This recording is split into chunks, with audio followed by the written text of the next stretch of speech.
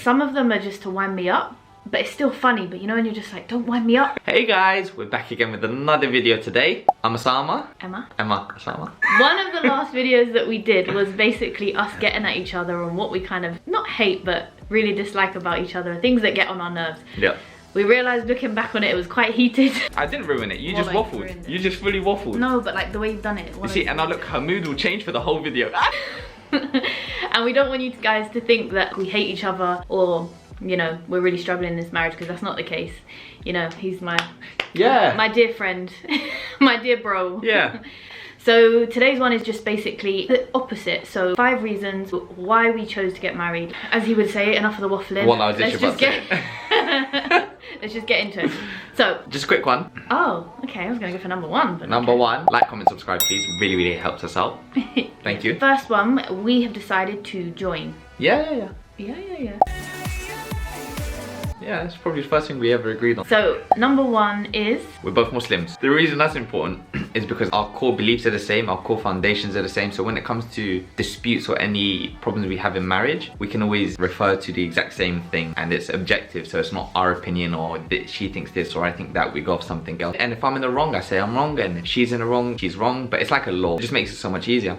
Yeah. So number 1 obviously is exactly the same for both of us, because it was really important for us both getting married that we were both obviously Muslim. We do respect every religion, by the way. Yeah. Yeah. It's just that being married, you want someone... yeah, who has the same beliefs. Yeah. Otherwise it's a bit tricky. Okay, so moving on. Number 2. We've got separate ones from here on forward. So number 2, why do you love me? Do you love me?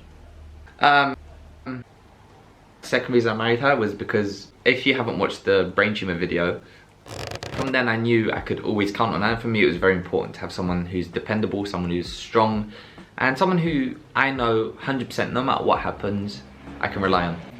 I better stick with that then, eh? Yep. Okay, fine, I'll take that. Your number 2, well, my number 2, is he's very caring. He is actually really caring. I'll take that. Like in all the bad stuff that he's got, he cares. I don't want to waffle too much for you guys, but caring as in like if I'm sick, he'll always help me out, and you know. It's not caring, it's just because she moans so much, so I just want to... No, you fully do. Like even if it's really tough with the kids and stuff, and like if I'm sick, he'll literally bring me the meds, bring me water. He's always like checking up on me. I suffer with low blood pressure and stuff, so like he's always checking on me, like have I drank enough water? Kind of annoying sometimes, but I mean it is really good. Yes. So yeah, number 2, caring. Number 3 is she is one hell of a mum, and I really mean this. And I'll take this one. I like this one. Yeah, this bigs up my ego. Yeah, I don't have an ego, but yeah, big go. She makes it easier for me to be a dad because she's that much of a good mum. So keep on going, bro. She really is.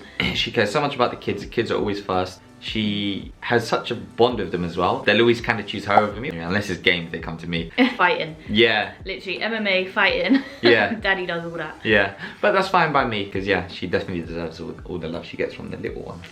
Moving on to me, number 3. Are you ready? Yeah, tell me about myself. I'm actually going to hate saying this because, like, sometimes he's not, but... handsome. Number 3... yeah, no, definitely not. Number 3, he is super funny. Like...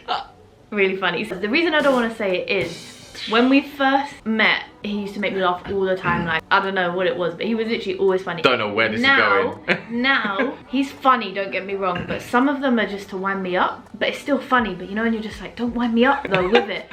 Emma's a joke. Emma's a joke. But fine, whatever. What, like if I cuss you and stuff? Yeah. Okay. But it's hilarious. Funny. If it was to someone else, I'd be like, ha ha. But when you're tired and he's joking like that, it's not so funny. He's just changed a little bit since being a dad, but the amount of dad jokes he tells, don't get me wrong, they're funny, but they're just typical dad jokes. So number 4, wow, we're already on number 4. Number 4. Go So number 4 would be, it's annoying because she already said it about me, but she's super duper caring. What did I do the other night that you were like, oh my god, that's the cutest thing you've ever done for me? He didn't say it like that, he's not American, but yeah. He likes the window open, he loves like cold. I'm like the complete opposite. I like fluffy socks, warm, everything, blankets stuffy, wrapped up, yeah, all for it. I need to breathe, man. So we kind of clashed like that. So yeah, he came in, I was wrapped up, he was like, can I open the window? I was like, no. The kids will freeze, I'll freeze, no. So then she got up, went all the way to the sitting room to get me like a little, like a thin blanket. Cause it's a sheet, guys. It's a sheet, yeah. Sorry. My number 4, yeah, like I said, is pretty easy. He is very, very ambitious. He always has been since I met him the second time. Like in school, I didn't know kind of that side. I was ambitious, but I just didn't know how to get to her. Yeah, so he introduced me obviously to the business that we've discussed previously. And just from then onwards, it's kind of been like a timeline, let's say, of all these different ambitions. And he's always trying to work towards something. He's always got goals that he's trying to hit. He always likes like writing them down, kind of figuring out how he can get there, what way he can get there. I mean, the end game is always money. That's what we want. It's freedom more than money. Yeah. But you can't have freedom without it. Exactly. So it's money. Yeah. But yeah, it's because basically his aim is he doesn't ever want to work. He wants to be able to spend time with us and the kids.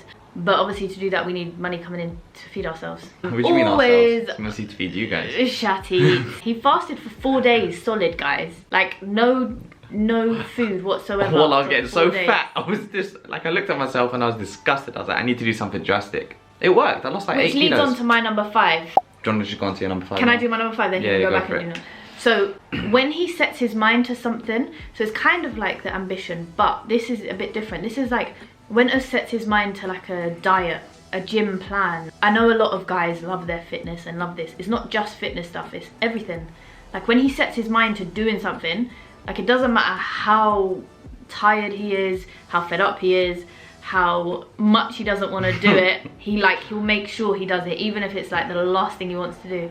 To the point, like when he was fasting, he was trying to do obviously a 5-day fast. It got to day 3, he started literally not being able to walk because he was just so dizzy all the time. We didn't have anything to like measure his sugars or any, like his blood pressure or anything, and I was getting worried. I was like, please can you stop? This is dangerous. I'm going to call an ambulance. I was drinking water though. It was like he a was water drinking fast. water, but Yeah. there was just no fuel in his body, like at all. Also has epilepsy, also taking medication. I just wasn't comfortable with it, like, but he was testing his body, and I rate that, but not for you to like collapse on me. But yeah, like he stuck to it, and then obviously day 4, like he literally couldn't walk, couldn't do anything, started like slurring, and I was like, dude, eat. So he ate. I made him basically. Yeah, I wish I had that. I start gym, I get gassed for like 5 days, don't I? Yeah, I'm like, I'm gonna do this. Voila. Day 1, day 2, I get a bit of DOMS, I'm like, oh, okay, keep going. Day 3, day 4, then it's a myth.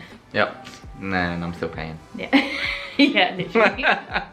So yeah, go ahead, do your Cool. number 4. Number 5. Number 5 is we mostly, and I say mostly, have the same goals. So we differ in some aspects. There's one in particular, but I'm not gonna bring it up. Which is where we want to live in the future. Oh.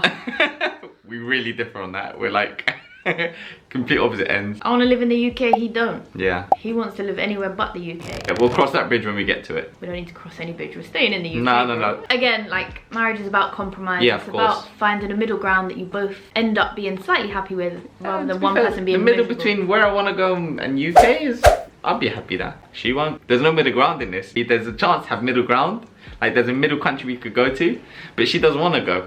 So there's no middle ground. So you're lying. No, but there's compromise, so it doesn't have to be like middle physical ground, it's compromise. Yeah, well, I'm compromising. Number 6 for me, I compromise. But yeah, it's mostly we do have the same goals, same ambitions. She really supports me, so the stuff she was saying about ambition and stuff, like she really does support me with it, and she levels my head. So sometimes I get way too ahead of myself and I'm like this, that, da, da, da. And she knows, and she's like, Us, relax. Remember what can happen. This can happen, that can, and then it just brings me back down to earth.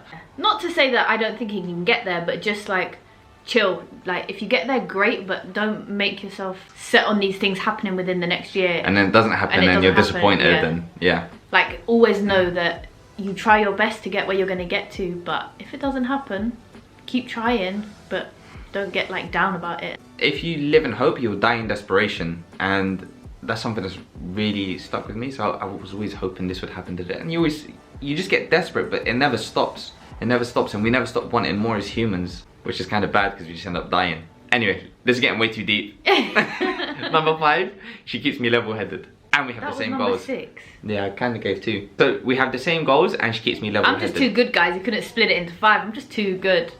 She is. She actually is.